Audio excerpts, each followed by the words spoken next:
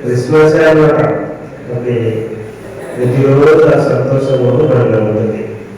కాబట్టి అలాంటి సంతోషము కలిగించిన దేవుని మనం ఆరాధించడానికి ముందు కొన్ని లేఖన కొన్ని మాటలు మనం చదువుకొని ఆరాధన పెడతాం. లూకా రాసిన సువార్త 1:46.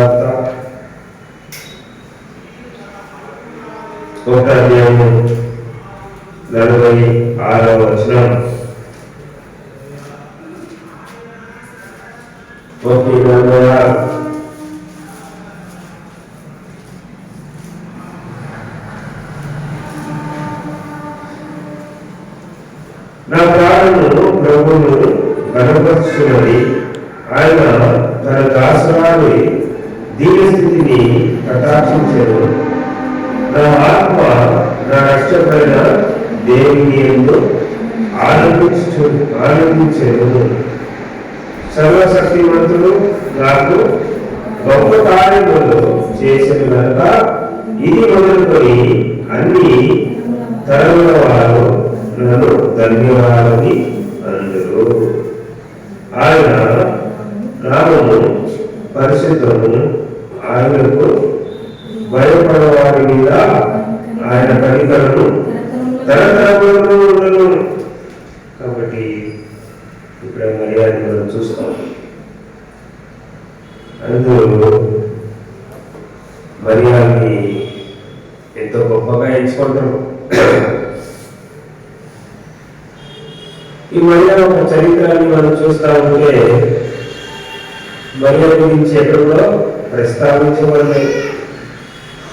యోసేపు గురించి ప్రస్తావించబడింది. యోసేపు దావీదు వంశం నుంచి ఆ వంశం మనలో యోసేపు వచ్చినదని మనం చూస్తాం. కానీ మరియ గురించి ఎక్కడ కూడా ప్రస్తావించబడలేదు. ఈ మరియ సడన్ గా దేవుడు ఆమె జీవితంలో గొప్ప కార్యం జరిగించినాడు. ఆమె గురించి ఎవరికి ఆ ప్రాంతంలో ఎక్కువగా తెలియదు. లేకపోతే పాత నిబంధనలు కానీ ఎక్కడో ప్రవక్తలు రాయలేదు. ఆమె ఒక జీవితం ఒక చరిత్ర ఎక్కువ లేనప్పుడు కూడా దేవుడు ఆమెకు దయవుంచాడు, కరుణించినాడు.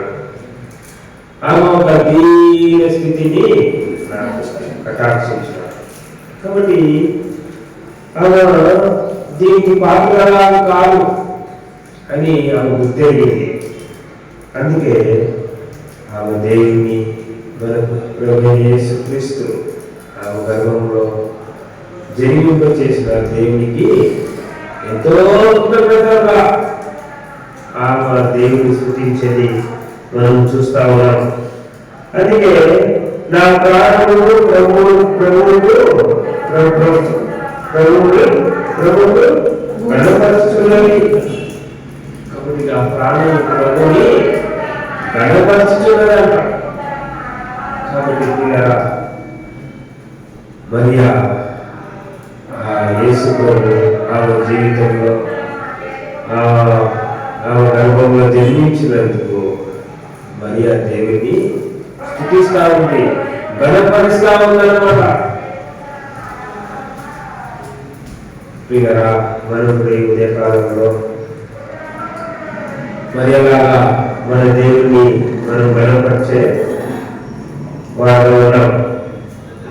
మరియలాగా మనం కూడా దేవుని గణపరచాలన్నమాట, ఆరాధించే కారణం ఏంటి అంటే ఆయన తన దాసురాలి దీన స్థితిని కటాక్షించను.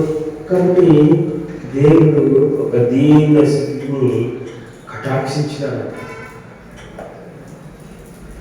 కాబట్టి ప్రియరా, మనం కూడా ఒకప్పుడు ఎన్నిక లేని వాళ్ళ దీన స్థితిలో మనం జీవించే వాళ్ళ మనం ఉన్నవాళ్ళనే. కాబట్టి ఎవరు కూడా మనం గుర్తించలేదు, ఎవరు కూడా మనల్ని ప్రాముఖ్యత లేకపోయారు. అలాంటి వారు మనం కూడా ఒకప్పుడు మరి అలాంటి ప్రముఖమైన స్త్రీ అవకాశం అలాంటి వాళ్ళ మనం కూడా ఒకప్పుడు అలాంటి జీవితంలో ఉన్నాం. అయితే దేవుడు తన కుమారుని మనకు పంపించడం ద్వారా, దేవుడు మన దీని స్థితిని కటాక్షించడం ద్వారా మనకి ఏమైనా దేవుడు కలిగింది. కాబట్టి మనం కూడా దేవుని స్థుతించాలా, దేవుని ఆరాధించాలా, దేవుని మహిమపరచాలన్నమాట. అందుకే మొదటి సామెతలు 1:11 మనం చూస్తాము. మొదటి సామెతలు రాసిన గ్రంథము 1:11 ఫస్ట్ సామెతల్ చాప్టర్ 1:11. మొదటి సామెతలు రాసిన గ్రంథము తీసిన వాళ్ళు చదివి సహకరించండి. సైన్యములకు అధిపతి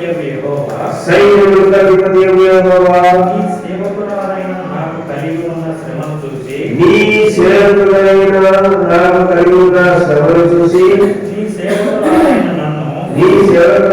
నన్ను మరొక జ్ఞాపకం చేసుకుని నీ సేవకుడైన నాకు మగ పిల్లను దయచేసిన ఎడల దాని తల మీదికి సౌరభ కత్తిని ఎన్నటికి రానియక వాడు బ్రతుకు దినములన్నీ నేను వానిని యెహోవానగు నీకు అప్పగింతునని మొక్కుబడి చేసుకొనును. ఆమె యెహోవా సన్నిధిలో ప్రార్థన చేయుచుండగా ఏలీయా ఆమె నోరు కనిపెట్టుచుండెను. ఇక్కడ ఈ స్త్రీ కూడా ఏమంటుందంటే, సైన్యములకు యెహోవా నీ సేవకురాలైన నాకు కలిగి ఉన్న శ్రమను చూచి, శ్రమ మానవులకన్నిలో ఈ లోకంలో ఎన్నో శ్రమలు, బాధలు, ఇరుకులు, ఇబ్బందులు, అనారోగ్యము, బలహీనతలు, రకరకమైన శ్రమ, బాధ జీవిస్తూ ఉన్నాడు మానవుడు. కాబట్టి ఇక్కడ ఏమంటుంది, నాకు కలిగిన శ్రమను చూసి నీ సేవకురాలు నన్ను జ్ఞాపకము చేసుకుని, మర్చిపోలేదు, మరొకలను జ్ఞాపకం చేసుకున్నాడని చేసుకొని దేవుడిని మహిమపరచగా ఉంటుంది. కాబట్టి దేవుడు మనకు మర్చిపోలేదు. ఒకవేళ మర్చిపోయింటే మనమందరూ ఎప్పుడో గతించిపోయేవాళ్ళు. కాబట్టి దేవుడు ఎన్నో సంవత్సరాల వెనకాల నేను నీకు ఒక రక్షకుడిని పంపిస్తాను, విమోచకుడిని పంపిస్తానని సెలవిస్తున్నాడు. ఆ మాట మర్చిపోలేదు దేవుడు. అందుకే ఆ మాట జ్ఞాపకం చేసుకొని 2000 సంవత్సరాల వెనుక ప్రభువైన యేసుక్రీస్తు లోకాన్ని జన్మించేది మనం చూస్తున్నాం. దయచేసి చూడండి ఆ మాట. యెషయా 59 యెషయా రాసిన గ్రంథము 59 అధ్యాయము 20వ వచనం. Book of Isaiah chapter 59. యెషయా రాసిన గ్రంథము 59వ అధ్యాయము 20వ వచనంలో సీయోనులో యాకోబులో తిరుగుబాటు చేయటం అని మండుకొనిన వారి ఎదుకును విమోచకుడు వచ్చెను. ఇదే యెహోవాకు. కాబట్టి యెషయా రాసిన గ్రంథంలో 59వ అధ్యాయం 20వ వచనంలో తిరుగుబాటు మారి మలుపుల వారి వద్దకు విమోచకుడు వచ్చెను. కాబట్టి ఇదే యెహోవాకు విమోచకుడు వచ్చెను అంటే యెషయా రాసిన గ్రంథము యేసు ప్రభు జన్మించిన రోజుకి ఎంతో దాదాపు 4000 సంవత్సరాల తేడా ఉందన్నమాట. అప్పుడు సెలవిచ్చిన మాట 2000 సంవత్సరాల వెనకాల ప్రభు యేసుక్రీస్తు మర్చిపోకుండా జ్ఞాపకం చేసుకొని సీయోనులో ఉన్న వారిని విమోచించడానికి, రక్షించడానికి విమోచకుడు పంపిస్తారనే మాట జ్ఞాపకం చేసుకొని వాళ్ళు ఈ లోకానికి వచ్చినాడు అన్నమాట యేసు. అందుకే అన్న అంటా ఉంది, ఈ సేవకురాలైన నన్ను యెహోవా మర్చిపోలేదు. మర్చిపోలేదు. కాబట్టి పిల్లరా, ఒకవేళ మన దేవుడు మర్చిపోయి ఉంటే, మనకి త్రోసివేసి ఉంటే మనకి గొప్ప రక్షణ దొరికేది కాదు. అందుకే వారిని ఎలాగా దేవుడిని గణపరచారో మనం కూడా దేవుడిని గణపరచాలన్నమాట, దేవుడిని మహిమపరచాలన్నమాట. ఈ ఉదయకాల సమయంలో ప్రభా నన్ను కూడా మర్చిపోలేదు ప్రభా నువ్వు. అంతే మాత్రం ప్రభా ఈ నా దీన స్థితిని మీరు కటాక్షించినావు. నా దీన స్థితిని చూసి నన్ను లేవనెత్తడానికి కొరకు ఈ లోకానికి జన్మించినావు ప్రభా. అందుబట్టి నేను నిన్ను స్తుతిస్తాను, అందుబట్టి నేను నిన్ను ఆరాధిస్తానని మనం దేవుని ఆరాధించాలన్నమాట, దేవుని మహిమపరచాలన్నమాట. మరొకసారి చూస్తాము ఆ మాట చూడండి. లోకరాసిన సువార్త 1వ అధ్యాయంలో 2వ ఏం చేస్తుంది? మొట్టమొదటి నా ప్రాణము ప్రభువును కనపరుచున్నది. ఆయన తన దాసురాలి దీన స్థితి కటాక్షించను. కాబట్టి కటాక్షించినందుకు ఆమె ఏమంటుంది? నా ఆత్మ నా రక్షకుడైన దేవుని యందు ఆనందించుతున్నాను. కాబట్టి నా ఆత్మ రక్షకుడైన దేవుని యందు ఆనందిస్తుంది. ఎందుకంటే ప్రభు దీన స్థితిని కటాక్షించి రక్షణ అనుగ్రహించిన జ్ఞాపకం చేసిన ఆమెని దీవించాడు, ఆశీర్వదించినాడు. ఆశీర్వాదం పొందిన వాళ్ళ ధన్యవాదం మారిపోయింది. ఆ గుర్తుని గుర్తుపెట్టుకోవడం పైన మనం చూస్తాము. చూడండి, స్త్రీలు నీవు ఆశీర్వదింపబడిన దానము. కాబట్టి స్త్రీలో అందరికన్నా ఎక్కువగా దేవుడు ఆమెని ఆశీర్వదించినాడు. అందుకే ఆమె జీవితంలో ఎనలేని ఆనందం, సంతోషం. అందుకే ఇక్కడ అంటుంది అనమాట, కనుక ఇది వదులుకొని తర్వాత పైన వచనంలో నా ఆత్మ నా రక్షకుడైన దేవుని యందు ఆనందించినట్టు. కాబట్టి ఆత్మ రక్షకుడైన దేవుని యందు ఆనందిస్తాము. కాబట్టి పిల్లరా, మనకి ఎప్పుడు ఆనందం వస్తుంది? కొత్త బట్టలు వేసుకుంటే ఆనందం వస్తుంది. తర్వాత మంచి భోజనం దొరికితే ఆనందం వస్తుంది. అలాగా రకరకమైన ఆనందం తెచ్చుకోవాలి. కానీ ఈమెయితే రక్షకుడిని చూసి ఆనందిస్తుంది. నా స్త్రీలన్నింటిలో నన్ను జ్ఞాపకం చేసుకుని ఆశీర్వదింపదాగా మార్చినాడని దేవుడు ఆనందిస్తూ దేవుడిని స్తుతిస్తా ఉంది. కాబట్టి పిల్లరా, మరి ఒక జీవితంలో చూస్తుంటే ఆమె పరిస్థితి ఎంతో దీనమైన పరిస్థితి. ఆమె పరిస్థితి కన్యకగా గర్భవతి ఇచ్చింది. అందుకు చూసి ఎంతమంది అవమానపరిచినారో, ఎంతమంది ఎలా చేసినారో తెలియదు. తర్వాత ఆమె శిశువు పెట్టడానికి చంద్రంలో స్థలం లేదు. తర్వాత ఎంతో ఏ రోజు రాగికి వాళ్ళకి పిల్లల్ని చంపేస్తారంటే వాళ్ళకి భయపడి దాక్కుని దూరంగా వెళ్ళిపోయారు. తర్వాత ఎక్కడ స్థలం లేకుండా పశు భాగాల్లో జన్మని ఇచ్చిందనమాట. ఇలా సామాన్యంగా నాకు తెలిసి ఈ ప్రపంచంలో ఏదో పశు భాగాల్లో జన్మని ఇచ్చి పిల్లల్ని కలిగిన చరిత్ర లేదన్నమాట. ఎక్కడ కూడా లేదు. అలాంటి జీవన స్థితిలో, అలాంటి కష్టమైన పరిస్థితిలో ఆ శిశువుకి జన్మనిచ్చి అప్పుడు కూడా ఆమెలో వినలేని సంతోషం, వినలేని ఆనందం. నా ప్రభువునందు, రక్షకుడైన నా ప్రభువునందు, నా దేవుని యందు నేను ఆనందించుతున్నాడు. కాబట్టి పిల్లరా, ఎప్పుడైతే మన ప్రభువుని యేసుక్రీస్తు మన హృదయంలో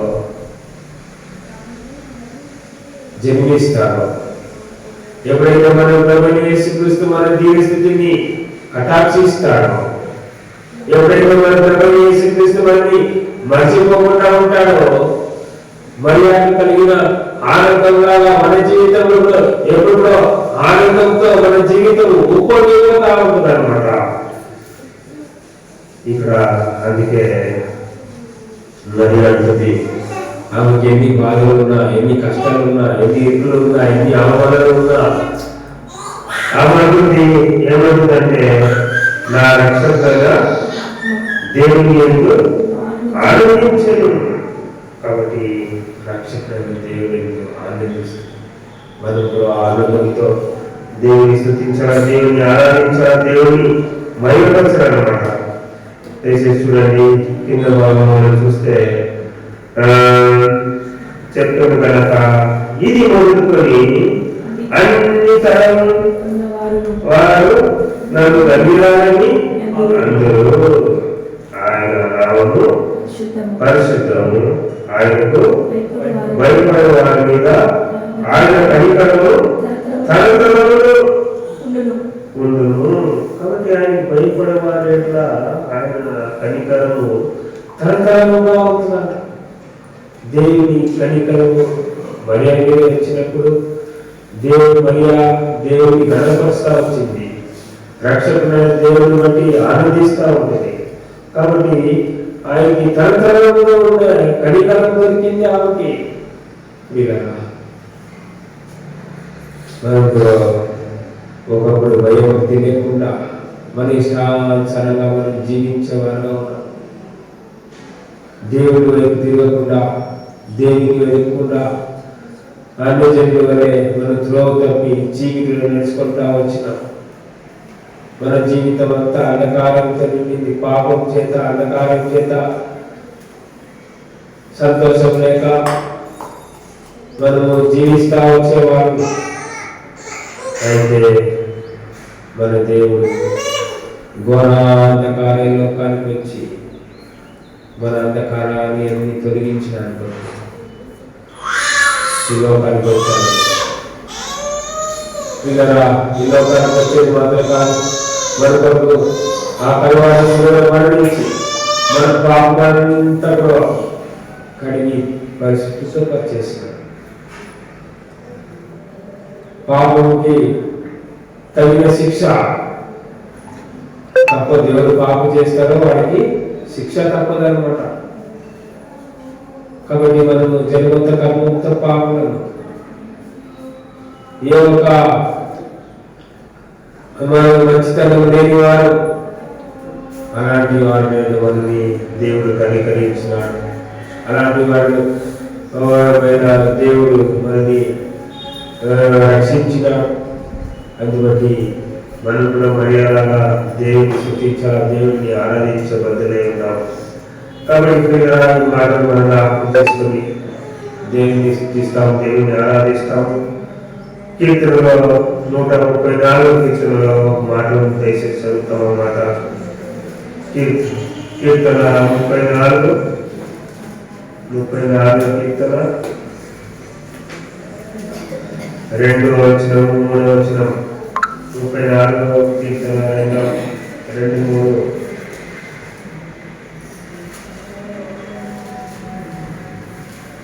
యెహోవాను బట్టి నేను అతిశయించుచున్నాను, దీనులు దానిని విని సంతోషించెదరు. నాతో కూడి యెహోవాను గణపరచుడి, మనము ఏకముగా కూడి ఆయన నామమును గొప్ప చేసేదము. కాబట్టి యెహోవాను బట్టి నేను అతిశయించున్నాను.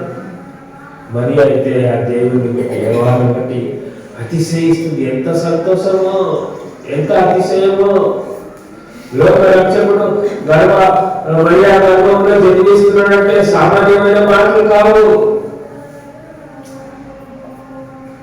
అందుకే ఆమె గుర్తు చేసుకొని నేను దేని బట్టి అతిశయించట్లేదు, యెహోవాను బట్టి నేను అతిశయిస్తున్నాను. దేవుడు జీవితాన్ని జ్ఞాపకం చేసుకున్నాడు. అందుబట్టి నేను యెహోవాను గణపరచడానికి నా జ్ఞాపకం చేసుకొని దేవుని స్తుతించి మనం చూస్తున్నాం. కాబట్టి ప్రియులారా, మనం చూస్తే దేవుడు దాన్ని విని సంతోషించలేదు. దేవుడు దాన్ని విని సంతోషిస్తారు. కాబట్టి ఎవరైతే దీవులుగా ఉన్నారో వాడికే రక్షణ. మరి అంత గొప్ప కార్యం జరిగించిన పడికంటే కారణమేంటి? ఆ గొప్ప దీవులా తగ్గింపు జీవితం. దాన్ని బట్టి దేవుడు దీవుని గణపరిచిన విధానంలో దీవులు దానిని విని సంతోషిస్తున్నారు. దీనమైన పరిస్థితి దీనులుగా ఉన్నాయి.